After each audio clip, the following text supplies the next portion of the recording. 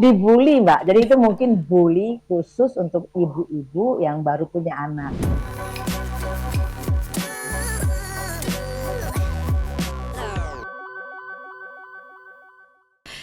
Topiknya adalah kita berbicara tentang mom shaming. Iya. Wah, Eh, ini untuk saya yang belum berumah tangga kayaknya harus siap-siap dulu, Bu. dibully, Mbak. Jadi itu mungkin bully khusus untuk ibu-ibu yang baru punya anak. Nah, ini karena sudah dibuka sama Bu Astrid, mungkin boleh kita nyamakan persepsi dulu kali ya, Bu Astrid Betul, ya. betul. Mom shaming ini sebenarnya apa sih, Bu? Kalau dalam yang masyarakat awam lebih paham, mungkin kalau saya bilang ini bully sebetulnya ya, Oke. walaupun tidak pernah disebut sebagai bully ya, Mm-mm. tapi bagi saya ini masuk dalam kategori bullying. Oke. Karena mom shaming ini adalah sebuah apa ya, komentar sebetulnya Iya. ya, yang kadang tuh berisi saran, Mm-mm. kadang berisi nasihat, Ya. tapi kadang juga kritik, Mbak, yang Oke. disampaikan kepada ibu yang baru. Mhm. Dan idenya itu mungkin baik di Ya. belakangnya ya, tapi cara menyampaikannya itu bikin ibunya nggak enak, merasa dipermalukan kadang-kadang Mhm. gitu loh.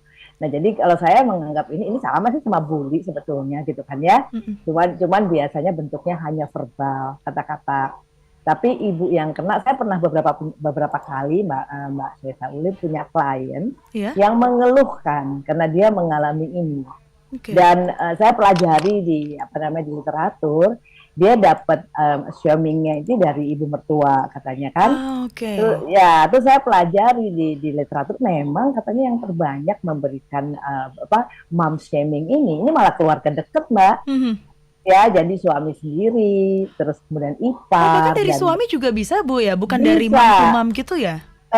Dan bukan dari Oke. luar saja, dan ternyata malah paling banyak itu jumlahnya hampir 60% mungkin itu Mhm. dari keluarga dalam. Jadi dari suami, ipar, ibu mertua, itu Oke. tokoh yang paling sering Mhm. memberikan mom shaming, mempermalukan. Jadi saya sih menganggap ini kasar banget ya, Mbak. Ya.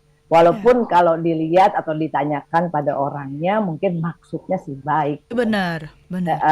Gitu. Cuman cara menyampaikannya kayak misalnya ya, kalau katakan Mbak Sisa Uli baru melahirkan deh, Mhm. terus pertama kali gendong anakmu di depan gitu ya, katakan di jemur-jemur kena matahari gitu ya, Mhm. biasanya kan Mhm. gitu ya. Mhm. Terus ada gitu ada ibu lewat bilang gitu, oh udah pulang dari rumah sakit ya Mbak, iya. Loh kok bayinya digendongnya gitu Mbak? Iya. Jatuh nanti, nggak bener itu gendong kayak gitu. Mhm. Coba-coba digendong ya gitu ya. Iya.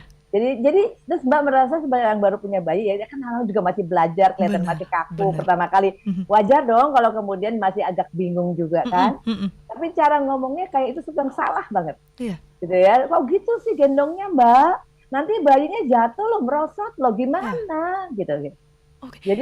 Jadi merasa bukannya diperhatikan, tapi di dalam tanda kutip direndahkan. Dibuat sendiri, nggak tahu mau nanya ke siapa jadinya Bu Astrid ya. Mhm. Atau suami bilang, itu nyusuin, aku pernah lihat perempuan nyusuin, kamu nyusuin gitu apa Ah, nggak akan, bayinya apa nggak akan sesak gitu. ya.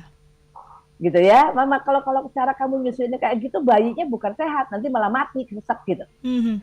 Nah, tapi mungkin dia sendiri kan cowok nggak bisa nyusuin ya, Benar, ya. tapi dia mungkin ngelihat atau membayangkan sesuatu yang lain, dan istrinya mungkin belum bisa memposisikan. Emang kalau masih baru kan masih bingung ya Mbak memposisikan. Iya, benar. Kita juga kan cari kenyamanan. Benar. Kayak waktu saya menyusui anak sendiri, saya menemukan bahwa sebelah kiri bagi saya lebih enak gitu Mhm. kan.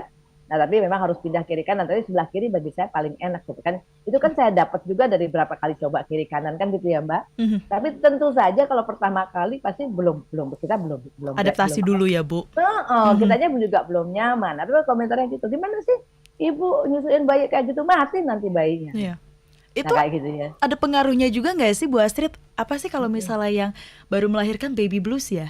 Ada Nah itu pengaruhnya baru juga untuk dari si mamnya gitu, Bu? jadi baru saya mau bilang Mbak, orang baru melahirkan itu kan biasanya banyak ini ya, banyak gangguan ya, fisiknya, Mhm. psikologisnya, namanya juga ibu baru gitu kan.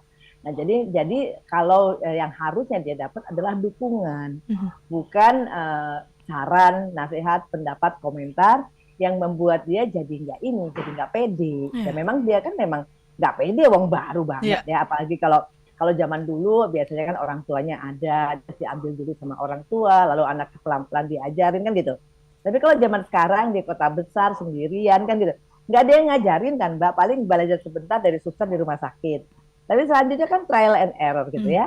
Nah, mestinya kan dia dapat dukungan. Nah, tapi kemudian orang-orang sekitar ini bukannya mendukung, walaupun mungkin maksudnya mendukung, Mhm. tapi cara menyampaikannya membuat dia merasa jadi kritik, gitu Benar. ya, atau membuat dia merasa dia nggak kompeten sama sekali sebagai seorang Ibu. ibu.